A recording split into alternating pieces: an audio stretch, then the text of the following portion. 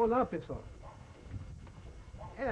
Eu sempre tive vontade, né, de documentar, deixar registrado algumas passagens, né, coisas, né, da minha infância, principalmente, adolescência, e também da fase adulta, né, alguns problemas, né, coisas boas, né, que a gente gosta de documentar, né, deixar registrado, né. E acredito que nessa altura dos acontecimentos, muitas pessoas não capaz de nem se lembrar mais, né, de muitas coisas. Mas é sempre bom a gente registrar, né, e deixar documentado, né, coisas que servem até para edificação, né, dos nossos filhos, servir de exemplo, né, e ao mesmo tempo retratar as tradições, folclore, né, muita coisa, né, da origem, principalmente dos nordestinos, cearenses, né, principalmente. Então, estou aqui exatamente com essa finalidade, né? Deixar registrado, né, essas coisas. Por exemplo, fatos que remontam, né, a muitos anos, muitas décadas. Hoje estou com 76 anos, muito bem vivido, graças a Deus, né? E, portanto, era isso que eu queria falar.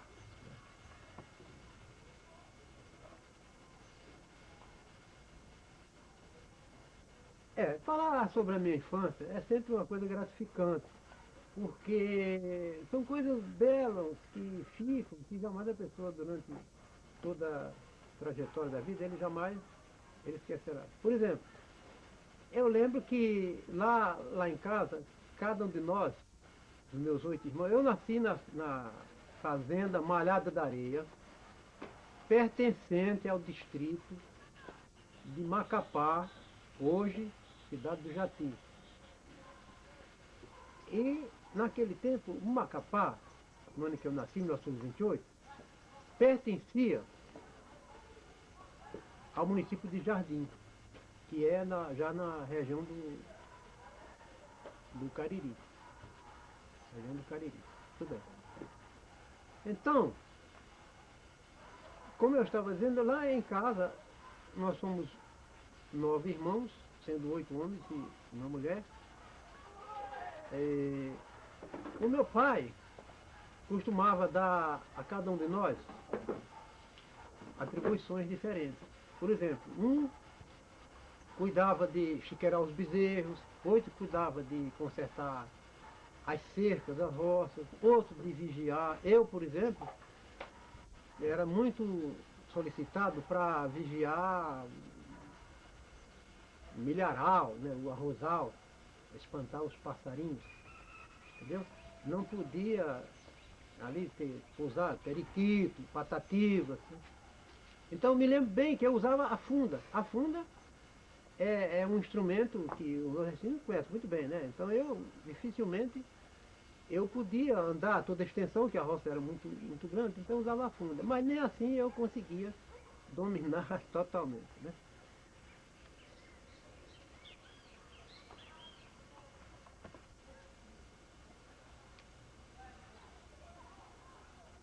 Eu interrompi a entrevista, as declarações para taburar esse cafezinho. Então,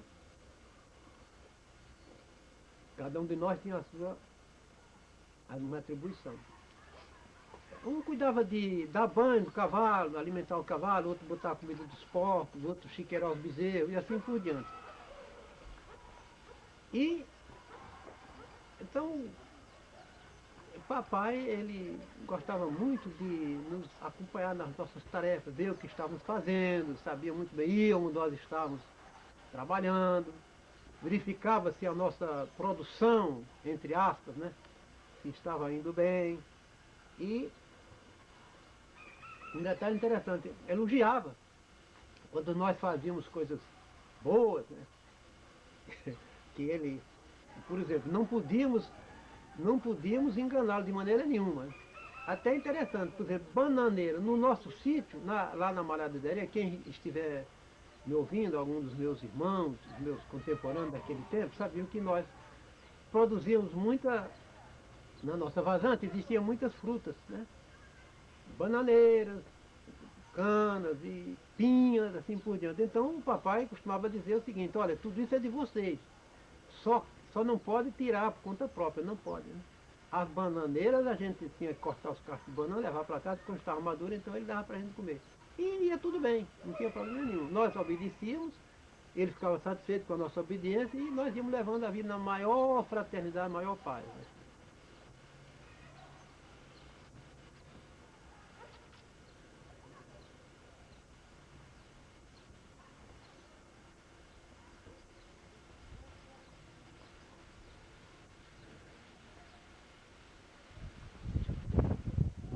Depois, já crescido, já maiorzinho, então o nosso pai passou a nos dar atribuições mais de maior responsabilidade, né? A mim, por exemplo, coube principalmente tomar conta dos trabalhadores da roça, que eram muitos, né? E toda semana. Então eu era encarregado de, somente, né, determinar, de acordo com a orientação do nosso pai, determinar a área onde o trabalho ia ser desenvolvido naquele dia. Se era para capinar, se era para plantar, né? Se... E assim por diante. Então, ao final do dia, eles regressavam à fazenda, à nossa casa, cada um com a sua enxada, né? Depois de um dia de luta, de trabalho, e iam receber o seu pagamento. Eram 2.000 réis, naquela época, 2.000 réis.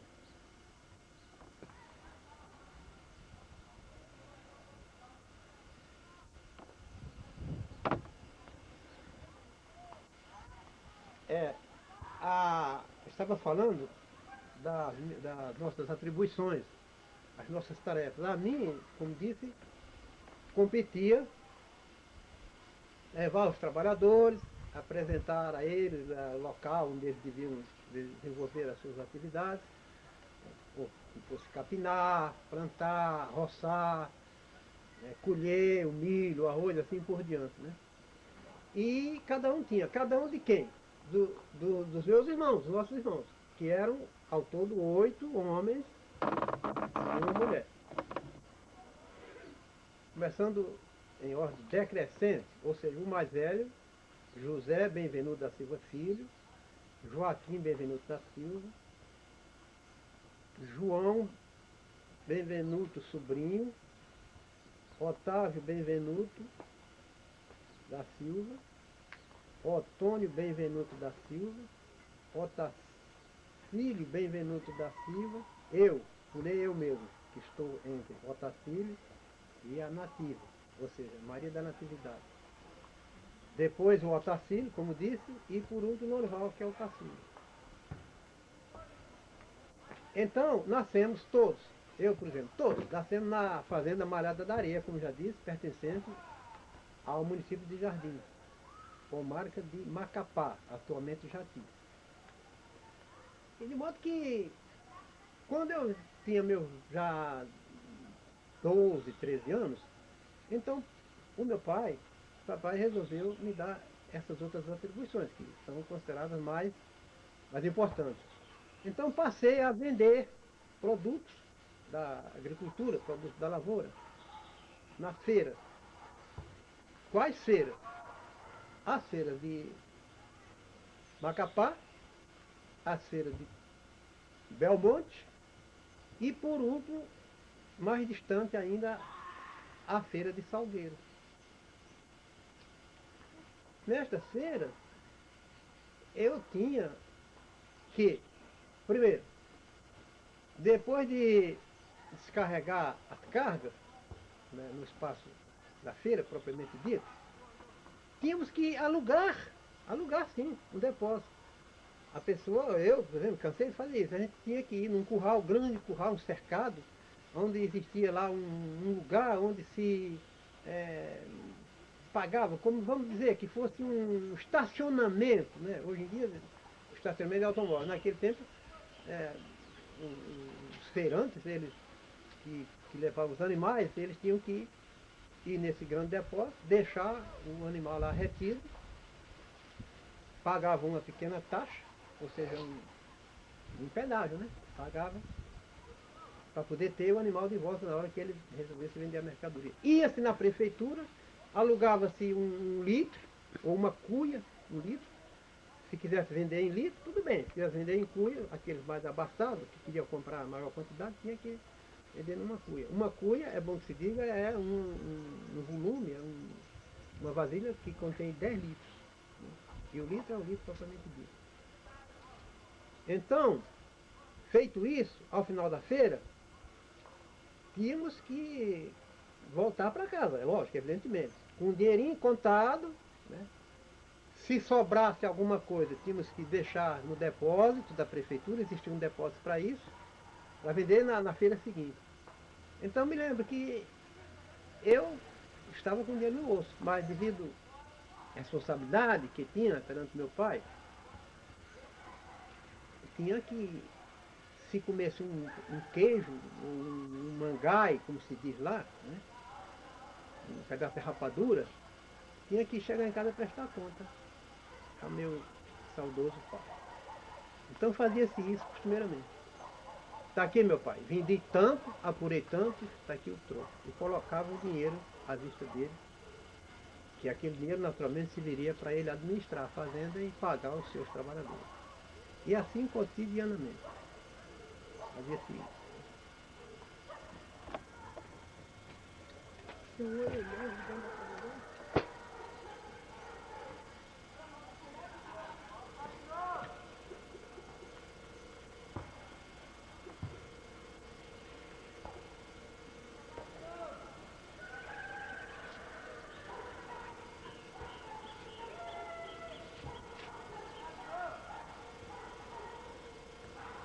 Esse aqui, esses são os meus netos. Aqui é a Dina, Gustavo, Vitória e o Rômulo. Então é uma coisa curiosa, não é bem curiosa, uma coisa muito interessante, né? Porque lá no Nordeste, onde eu nasci na fazenda Molhada de Areia, as coisas têm outro enfoque, outras dimensões, por exemplo, coisas que acontecem, pequenas as artes que os rapazes os meninos fazem, aquelas batalhas digamos, de soldados que usava-se saber de espiga de milho, etc. Bem, mas eu quero falar, por exemplo, quando eu tinha 10 anos, assim, da idade da Vitória, da Virna, por exemplo, o meu pai chegou da feira com um cavalo malhado, o nome do cavalo era malhado, né? E o papai, ele se recolhia, né? Ia conversar, né? Com a minha mãe, né? A respeito das coisas deles lá, né? Dos negócios, tudo. E geralmente mandava um dos filhos levar o cavalo para o pasto, para soltar o cavalo no pasto.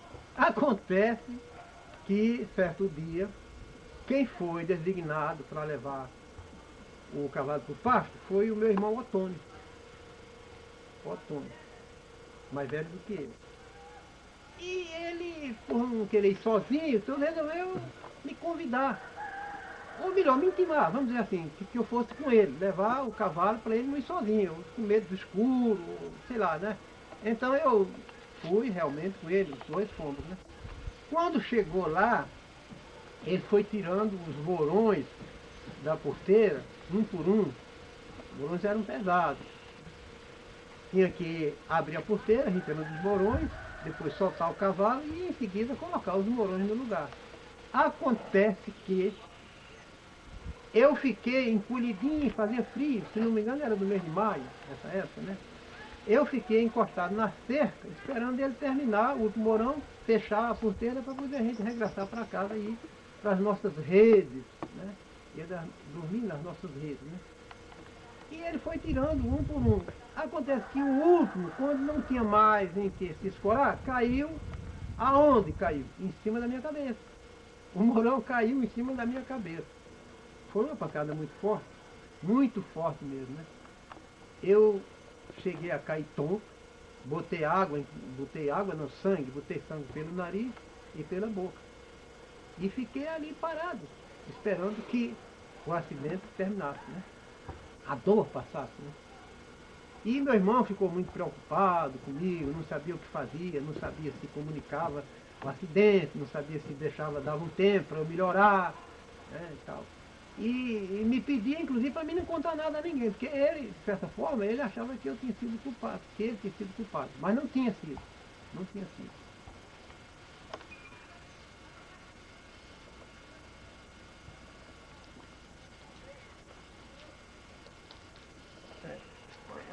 Outro fato, esse é trágico, né? Mas finalmente não teve piores consequências, né? Foi quando o meu irmão, Otávio, se lembra, Otávio? O meu irmão Otávio ficou encarregado de colher na roça o milho, as espigas de milho. Tinha que encher os caçoados de milho, que estava sendo quebrado, estava sendo colhido da roça, e levar para o paiol. O paiol ficava, era um grande paiol de milho, ficava no oitão da casa, do lado do poente, junto da espirradeira da native. Espirradeira é uma planta que lá se dá o nome de espirradeira. Então, esse paiol era o paiol só do milho. E meu irmão começou logo cedo a carregar o milho da roça, levando para o paiol. Carregava, deu uma viagem, 2, 3 e assim por diante. E eu cismei de ir com ele, pedi para ir com ele. Mas eu não ia trabalhar. Eu não tinha idade ainda suficiente para ajudá-lo em nada. Eu só queria ir com ele. Por quê? Por causa da garupa do jumento. Eu queria sentir aquela sensação, ter aquele prazer de sair montado na garupa do jumento, né? Para mim era uma glória, né? Tudo bem. E ele não deixava, de maneira nenhuma. Não queria que eu fosse. Primeiro porque não tinha autorização. Ele não tinha autorização. Alguém podia assim, sentir falta de mim, depois iam dizer que ele que me levou. Então ele insistia em não deixar eu ir. E eu insistia em ir. E começou aquela discussão. Não vai, fica aí, lá tem muito carrapicho, tem muito espinho, tem cobra, tem isso, eu não quero, você fica aí, deixa comigo, eu que tenho que ir, não você e tal, fica aí e tal, né? Então eu bolei o seguinte, eu resolvi o seguinte, eu tinha que ir de qualquer maneira. Então o que eu fiz? Me escondi numa descida de uma ladeira, detrás de uma moita de língua de vaca, que é uma planta que tem umas folhas muito largas, e dava muito bem para me esconder ali. Então eu fiquei, enquanto ele estava descarregando a carga do milho, eu resolvi esperar que ele voltasse vazio, para pegar mais uma carga de milho, e bolei a seguinte ideia, né? Quando ele passar aqui, eu simplesmente dou um pulo em cima da garupa do jumento e me abraço com ele, me agarro com ele. E assim fiz, né? Só que não deu certo. O jumento percebeu, o meu irmão não percebeu, mas o jumento certamente percebeu. Fiquei ali na expectativa. Meu irmão descarregou o milho, lá vem, então, lentamente, né, para fim de pegar outra carga de milho. E eu preparado ali para na hora que o jumento emparelhasse comigo, eu pular em cima dele e sair na garupa. Aí era tarde, ele não podia me jogar de cima da garupa. Conclusão, quando me preparei a dar aquele impulso para galgar a garupa do jumento, o jumento mais depressa do que eu me premiou com um belo coice, um fortíssimo coice na testa, que até hoje está, olha aqui a marca aqui, ó. Essa marca aqui, a cicatriz, é a cicatriz de um coice do jumento. Consequência, eu comecei a gritar, a chorar e ao mesmo tempo a sangrar, expelir sangue, o sangue corria, e eu corria em volta da casa, em volta da casa, as pessoas da casa, minha mãe, a Maria Clara, a Maria Preta, mãe Marculina e outras pessoas que estavam dentro de casa, quiseram ver, é, quiseram ver o que estava se passando. Então, automaticamente me viram, eu feito um doido, dando volta em cima da casa e sangrando. E depois meu irmão veio, explicou o que é que tinha acontecido, e elas me deitaram na cama e trataram de me medicar. Medicar com o quê? Com pó de café, colocando pó de café na minha ferida, que me custou nada mais, nada menos do que 6 dias de cama. Fiquei acamado, sem poder fazer nada, por causa desse foice do jumento.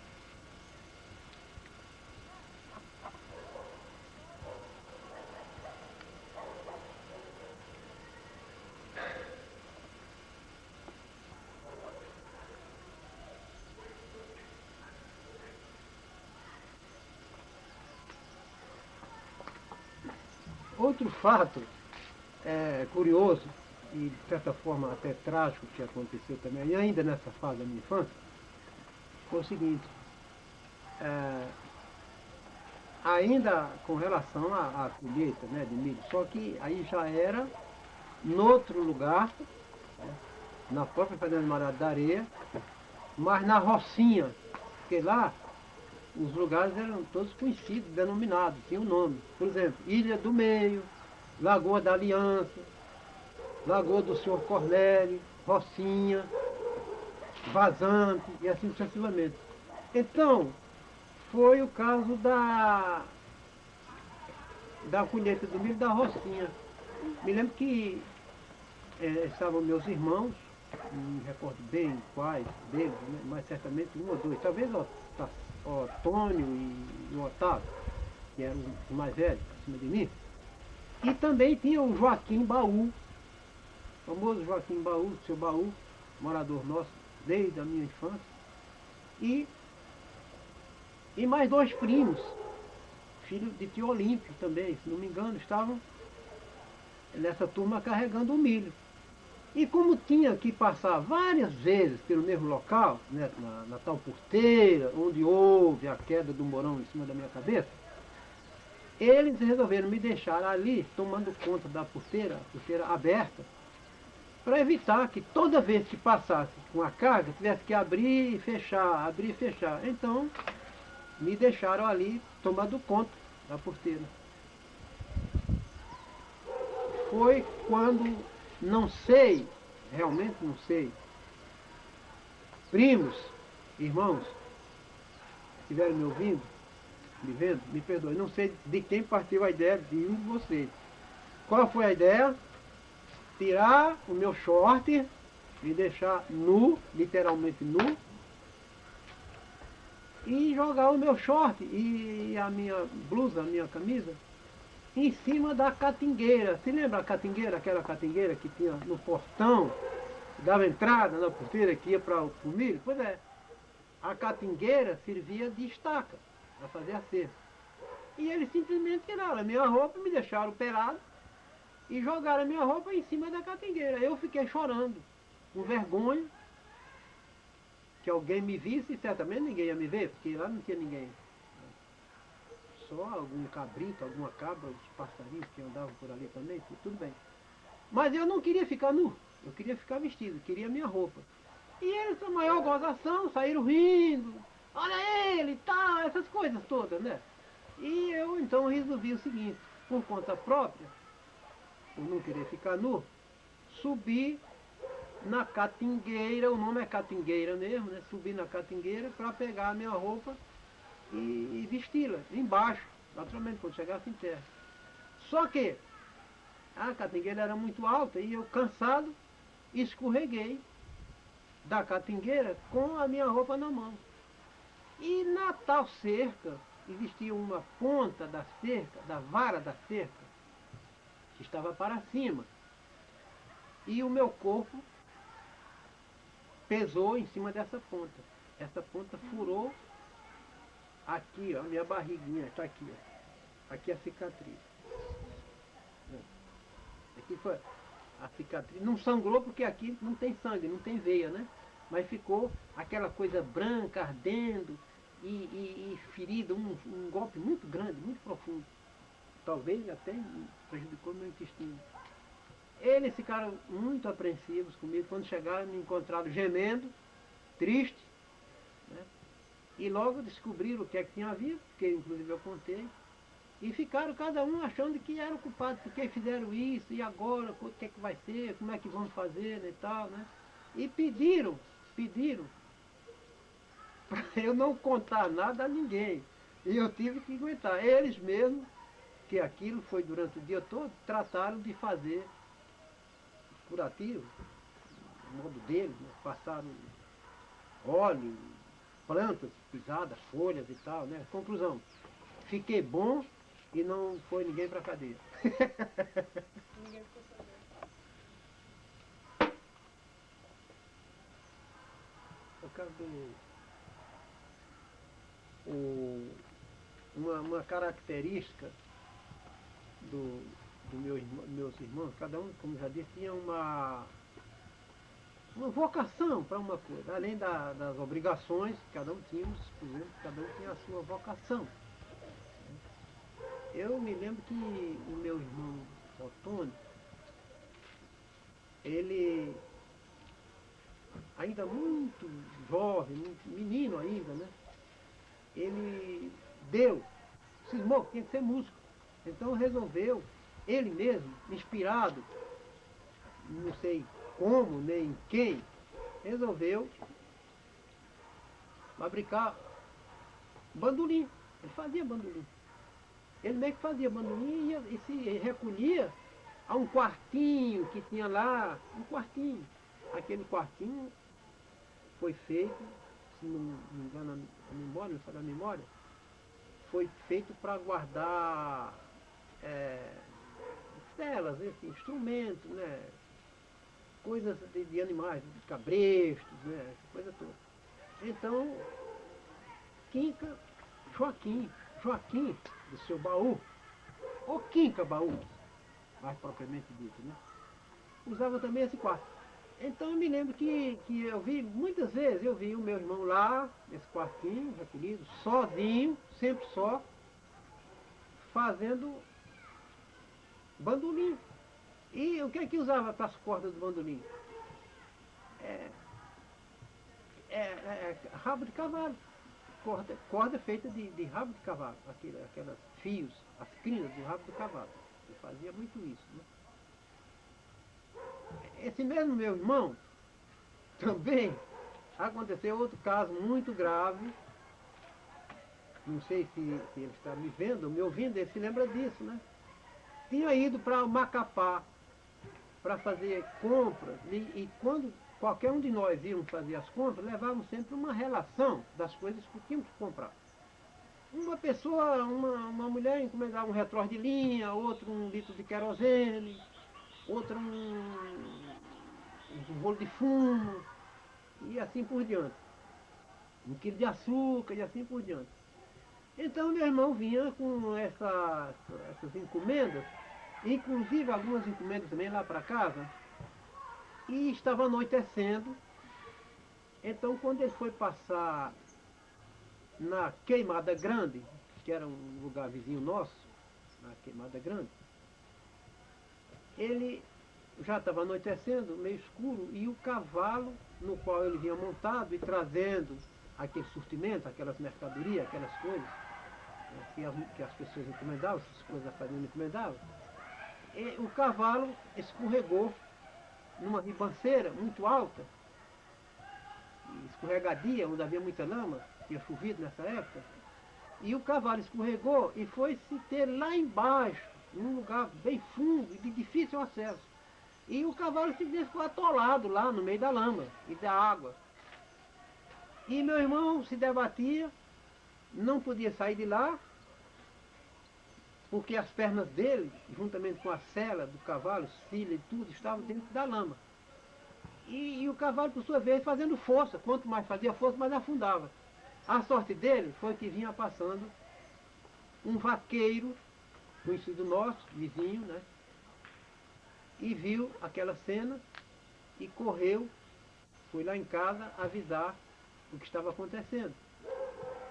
Então, o meu pai, prontamente, mobilizou todos os moradores que moravam ali mais perto, muitos deles, né? E foram para lá para socorrer o meu irmão, retirá-lo do fundo do poço, vamos dizer assim, né? Estava lá dentro do poço. Levaram fachos, lampiões, candeeiros, essa coisa toda, porque já estava escurecendo e meu irmão continuava lá se debatendo na lama, né? Sem poder sair de lá. Então, a maior dificuldade foi encontrar a maneira de fazer o cavalo sair de lá, porque cada um tinha uma ideia, né? Um queria amarrar uma corda na cabeça do cavalo e puxar. Não funcionava porque ia forcar o cavalo e a corda não ia resistir, etc e tal. Cada um tinha uma ideia. Mas a ideia que saiu vencedora foi o seguinte, foi passar 2 paus por baixo da barriga do cavalo e em cujas extremidades amarrava as cordas. Então aí fica mais fácil. Quer dizer, retirar o cavalo, com o meu irmão montado nele, como estava, com tudo. Então os homens se posicionaram e acabaram tirando o meu irmão. A maioria foi prejudicada, a maioria da mercadoria ficou perdida.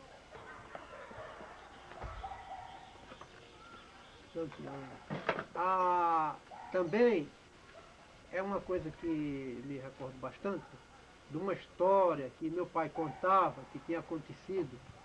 Né? Eu era muito criança, não me lembro desse fato, mas sei que o fato é verdadeiro.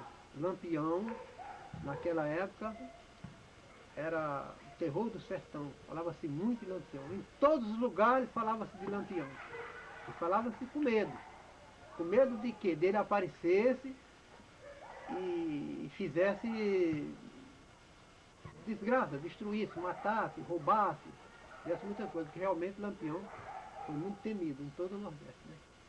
Então eu ouvi essa história, que Lampião apareceu um dia lá em casa com seus cabras e invadiram a casa. Invadiram a casa, foram logo diretamente na cozinha e na despensa, que é onde sabiam que existiam as coisas lá, né?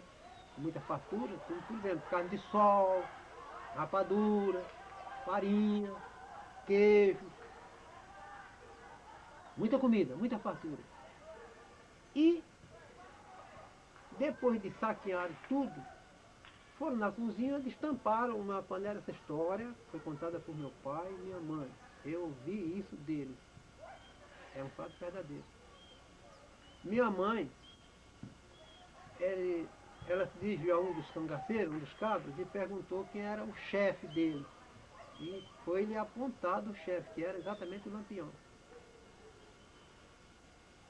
E minha mãe, inocentemente, né, ela teve, talvez movida pelo sentimento de mãe, né, cuidado de mãe, foi falar com o Lampião e disse o seguinte: capitão, o senhor pode levar tudo que o senhor quiser, a casa é sua. Mas eu só quero que deixe um pouquinho de leite para minha filha. Não é que não houvesse leite, mas naquela hora, dentro de casa, naquela hora, só existia aquela panela que estava com leite. Porque nós tínhamos gado e podia-se muito bem, no dia seguinte, tirar leite, quantidade, né? Mas o Lampião, imediatamente, fez sinal, mandou todos os cabras saírem para fora de dentro de casa e foi lá na cozinha, destapou a panela onde estava o leite, que os cangaceiros tinham bebido, e virou-se para minha mãe e falou assim: minha senhora, a senhora só tinha esse leite agora na sua casa? E minha mãe confirmou: sim, capitão, só tinha esse leite. Imediatamente ele meteu a mão no bolso, puxou uma nota de 50 mil réis, 50 mil réis, e falou para minha mãe: tome para a senhora comprar o leite da sua filha, que eles beberam. História interessante, muito interessante. Como interessante também foi a história de seu Baú. Seu Baú, o nome dele todo não me lembro, sei que era conhecido como Seu Baú, desde o início. Morou sempre lá na fazenda Malhada de Areia e era um dos empregados mais de confiança mais antigos de lá de casa. E tinha um filho, tinham 2, Laurindo e Joaquim, cujo apelido era Quinca. Esse era muito dado, considerado quase como um irmão nosso, o Quinca, Quinca Baú, conhecido como Quinca Baú. Eu tinha mania, Seu Baú, o pai do Quinca Baú, gostava muito de caçar à noite, sempre à noite. Ele criava muitos porcos, eu me lembro, criava muitos porcos. E também era aficionado, gostava muito de caçar. Caçar sempre à noite. Caçar tatu, peba, tamanduá, né? E essas coisas. Então, eu tinha vontade também de participar um dia dessa caçada, né? E pedi para ir com ele, né? Mas ele falou assim, não, seu pai não vai deixar. Né? E o que fiz? Eu pedi ao meu pai que deixasse eu ir com ele uma noite para caçar. Caçar, como diz, peba, tamanduá, cutia, tatu, essas coisas assim, né? Mas tinha que ser de noite. Então, a estratégia da caçada é a seguinte. Você tem que ir com os cachorros de caça, eles são treinados para caçar, chega no meio do mato, você geralmente acampa, fica lá num determinado lugar e solta os cachorros na mata para o cachorro ir caçar. Quando o cachorro acoa, ou seja, o cachorro localiza a caça e a caça ela fica ou num buraco ou fica acuada, como se diz, né? O cachorro latindo, né, insistentemente, já se sabe que ali existe uma caça, então o caçador vai lá e capta ou captura a caça. Tudo bem. Eu me lembro que essa vez foi a única vez que eu me aventurei a ir caçar. Só que eu não cheguei nem perto da caça, do local onde estava. Quando o seu baú foi lá, né, que eu quis ir com ele, eu fiquei preso no carrasco. O que é carrasco? Carrasco é um lugar íngreme, um lugar intensamente, quase que intransitável, onde existe todo tipo de cipós, né, arapiraca, né, e como é que chama, eu me lembro, coisas assim que segura a pessoa, mucunã, né, macambira, caruá. Então, eu, como não estava acostumado, não tinha como me locomover. Fiquei ali. O seu baú foi lá, capturou a caça e levou para para casa. Mas isso me serviu de inspiração a respeito de uma... Depois que me tornei poeta, né? Sou poeta, inclusive poeta laureado, modéstia à parte, né? Então, resolvi expressar a, vamos dizer assim, a religiosidade, né? E aquela devoção, inclusive misturando folclore com fatos reais, aí, muitas coisas, a respeito dessas caçadas. E pedi emprestado ao Quinca Baú, ou seja, Joaquim Baú, filho do seu Baú, e perpetrei o seguinte poema.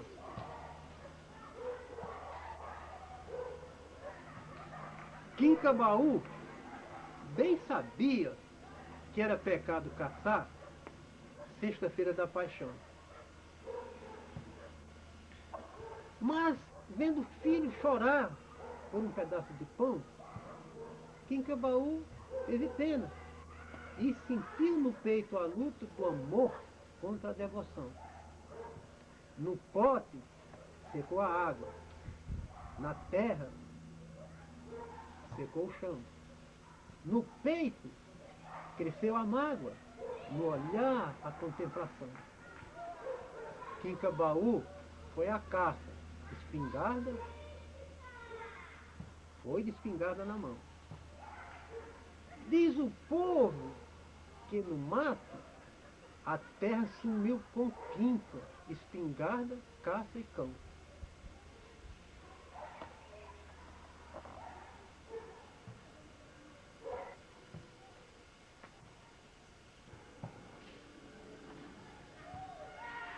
O meu pai, José Benevenuto da Silva, meu pai José Benevenuto da Silva, sempre nos tratou assim de maneira muito carinhosa, mas sem se descuidar também.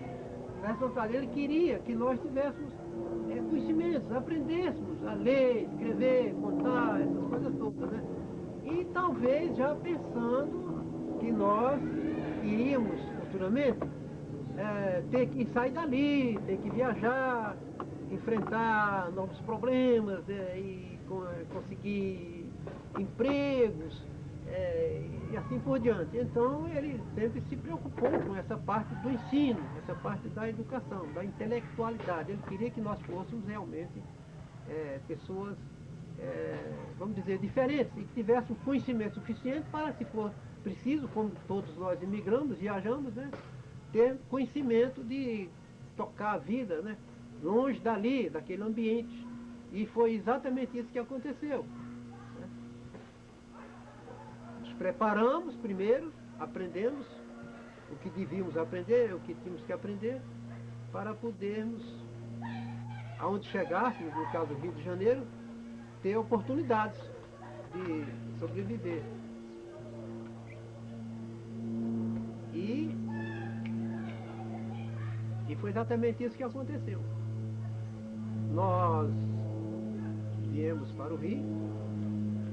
O primeiro foi o meu irmão Joaquim, e vamos dizer que ele praticamente abriu o caminho e incentivou aos outros. Até o caçula, o meu irmão Norival. E fomos vindo, assim por isso. Cada um chegando ao Rio de Janeiro. Eu, por exemplo, vim viajando, né? Me lembro, né? O meu irmão José trouxe-nos até Belmonte, né? A cavalo, eu e meu primo, Antônio Pedro, o Ceará.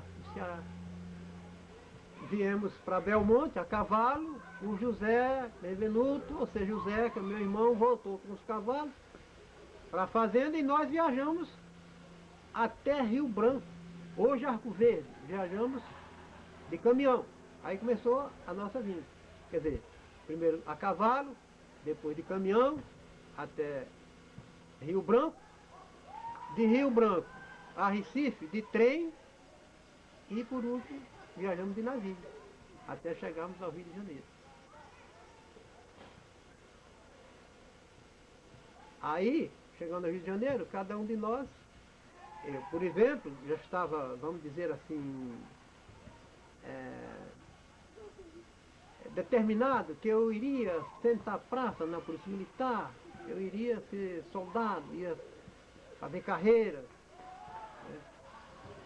Meu tio era comandante do coronel José Davi de Barros de Silva, o famoso da Visão, né? Já era coronel, já tinha, de certa forma, orientado meu irmão Joaquim, que foi o primeiro, como já disse, né? E eu ia seguir a carreira militar. Sentei praça, fiz curso de cabo, fui promovido a cabo, comandei destacamentos, tive diversas passagens importantes, gravíssimas na polícia militar, mas graças a Deus sobrevivi, vamos dizer assim, a todas elas. Alguns episódios marcantes, né? Como, por exemplo, né, no auge, no tempo das revoltas estudantis, os estudantes dominavam a cidade naquele tempo, né? Promoviam passeatas, quebra-quebras, e boicote, e assim sucessivamente. E me lembro perfeitamente que na Praia do Flamengo, na antiga União Nacional dos Estudantes, quando eu era soldado, saímos num choque do 2º Batalhão, na Rua São Clemente, para exatamente reprimir uma manifestação estudantil que estava acontecendo na Praia do Flamengo, em frente à UNE, e que constituía do seguinte: os estudantes faziam os bondes parar, falavam com os condutores, motorneiro e condutor do bonde, que saíssem dali, porque não tinham nada com eles. O problema era com a Light, né, que naquele tempo era uma empresa estrangeira, né, e que a Light tinha cometido o absurdo de aumentar as passagens. Aumentar em 1 centavo, me lembro muito bem, né? Aumentou em 1 centavo. E os estudantes estavam concentrados na UNE, fazendo discursos inflamados e insuflando a população a queimar bondes, destruir os bondes. Então, fomos lá com essa missão difícil de reprimir os estudantes. Só que, como policiais, fomos os primeiros a chegar. Essa guarnição era comandada pelo tenente Muniz, Temístocles Germano Muniz Filho. O sargento Daniel, cabo Altair e cabo Benvenuto, que era eu. E mais 12 soldados. Então qual foi a ordem do tenente Muniz? Naturalmente, querendo com boas intenções, nós, completamente fora de estratégia, né? Resolveu que tínhamos que invadir o prédio e prender os estudantes que estavam lá dentro, insuflando a população. Mas acontece que os estudantes tinham armado barricadas e estavam lá dentro fazendo seus discursos e despejaram, jogaram cadeiras, móveis, paralelepípedos, tudo que eles tinham armazenado lá dentro, jogaram em cima da tropa. Nós fomos os primeiros a chegar lá.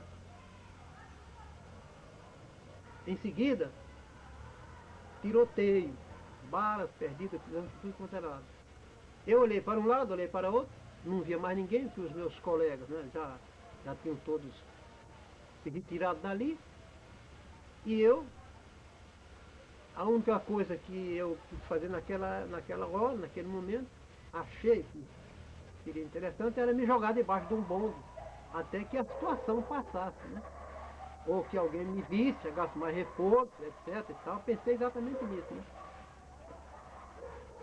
Acontece que o bonde ao qual eu tinha me refugiado, me jogado debaixo dele, tocaram fogo nesse bonde, jogaram, inflamaram e tocaram fogo no bonde. E eu fiquei na seguinte situação, ou ficava queimado debaixo do bonde, ou saía dali correndo e naturalmente seria atingido por alguma bala, certamente, né? Porque a polícia continuava agindo e atirando, sem saber que ali existia um componente seu, né? Que era eu que estava ali debaixo.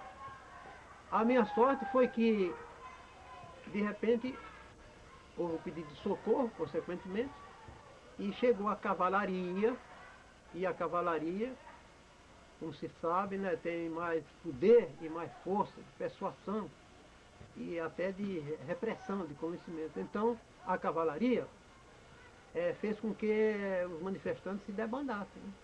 Aí sim, aí prenderam os elementos que estavam lá dentro do prédio, esvaziaram a praça, limparam a praça e nessa ocasião me viram lá, eu fardado, debaixo do bonde pegando fogo. O comandante dessa tropa de socorro virou-se para mim e perguntou qual era a minha unidade, de onde eu era, qual é a minha unidade. Eu falei, sou do 2º Batalhão. Você é da tropa do Tenente Muniz? Sim. Ih, rapaz, sai daí, pode sair que está tudo sob controle. Você vai e se apresente a ele que lá está te esperando, está todo mundo lá te esperando, procurando você, você sabe onde você está. Eu fui, cheguei lá, me apresentei ao Tenente Muniz e houve 2 baixas. O Tenente Muniz comunicou que o sargento Daniel e Cabo Altair tinham sido atingidos por pedradas paralelepípedos e tinham sido socorridos ao hospital.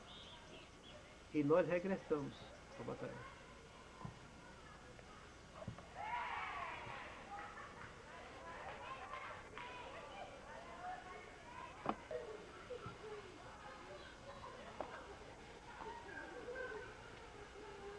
Eu, saindo da vida militar, estando debaixo da polícia, eu,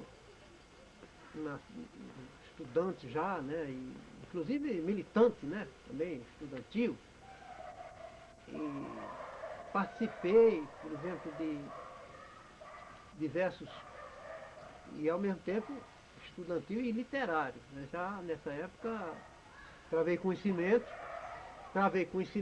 com famosos escritores, um trovador famoso, né? Luiz Otávio, por exemplo, né?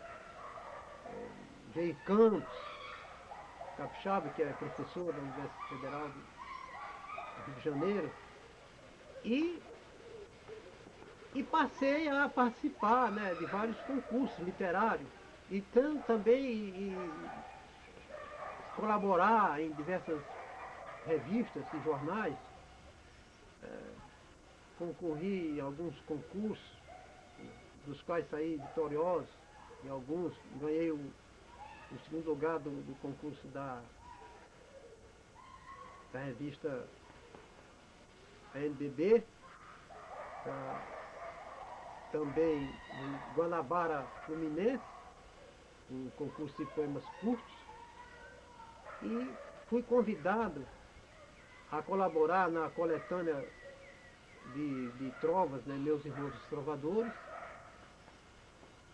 Tenho inédito um livro, Roteiro Imaginário, que se encontra na internet. Esse livro está na internet. Então, participei do programa Poesia Viva, do G.I. Campos, na Rádio MEC, e continuo participando de diversas conquistas e produzindo. Sendo que atualmente estou aposentado e me encontro aqui no sítio, aqui em São Gonçalo, né? Com a minha família, graças a Deus, reunida aqui, tudo onde recebo a visita dos filhos, netos. E estou muito satisfeito, graças a Deus.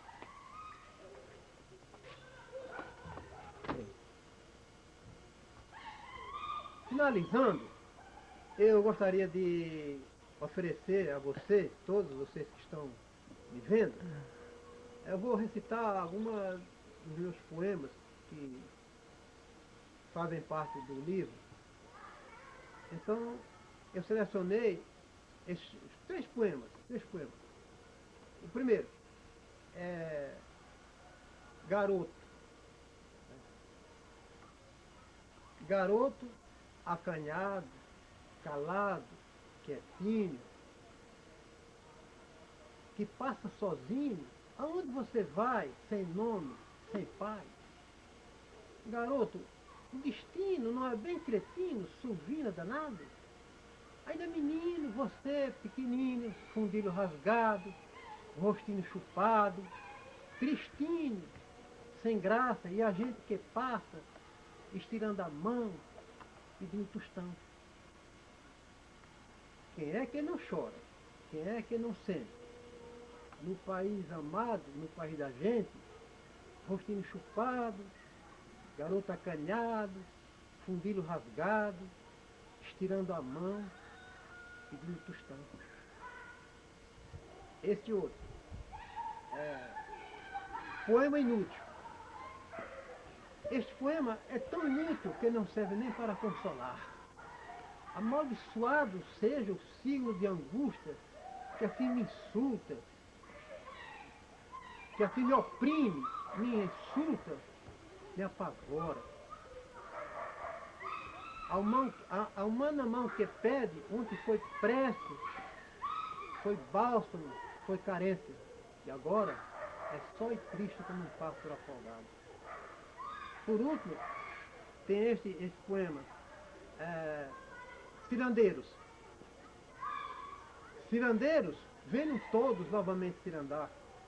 Quem parou na meia volta e não quis continuar, embora sozinho seja, deve de novo ensaiar, que é muito mais divertida a meia volta da vida que poucos puderem dar. Só o que deu volta inteira sabe o que deve alcançar.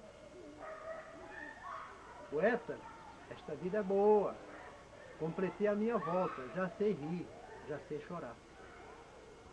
Estes poemas fazem parte do meu livro inédito que está na internet, cujo site vou dizer para vocês. Existe também, faz parte deste livro, este poema é muito interessante, intitulado Vozes. As vozes já não eram de crianças, eram vozes de anjos condenados, e os anjos condenados eram filhos dos homens. Evitai a contemplação destes símbolos, porque vosso culto é transitório, e só meu olhar desvenda o silêncio desta face.